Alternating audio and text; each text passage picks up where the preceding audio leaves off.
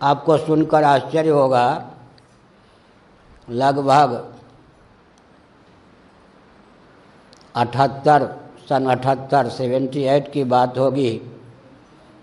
मथुरा के एक प्रतिष्ठित वैश्य ने सत्संग भवन बनाया मथुरा में, और मुझे वो वहाँ ले गए। मैंने जो प्रवचन किया बिल्कुल श्री वल्लभ संप्रदाय के अनुसार, विशुद्धाद्वैत के अनुसार ही प्रवचन किया, क्योंकि वहाँ जो श्रोता थे 100% वल्लभ संप्रदाय के अनुगामी थे।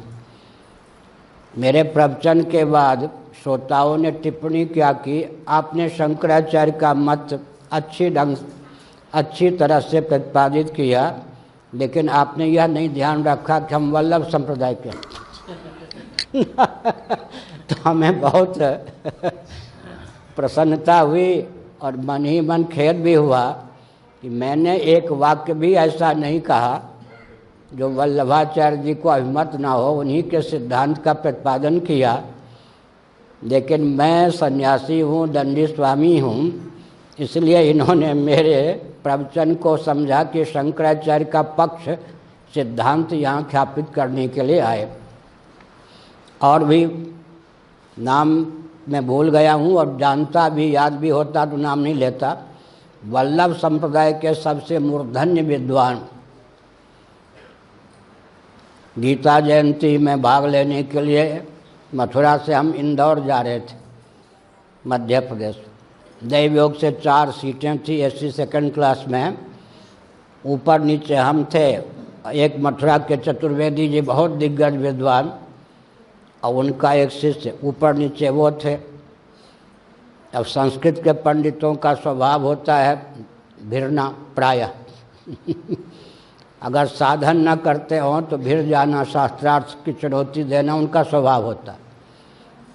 तो उन्होंने कहा, महाराज पिछले वर्ष आप इंदौर नहीं गए, एक महामंडलेश्वर ने शंकराचार्य का सिद्धांत रखा, मैंने उनकी धिज्जी उड़ा दी। हम समझ गए कि ये अब लड़ना भिड़ना चाहते तो मैंने कहा धिज्जी उड़ा दी होगी। देखा उन्होंने कि लड़ने के लिए तैयार नहीं है। अब रात भर लड़ते हम या चैनपूर्वक विश्राम करते।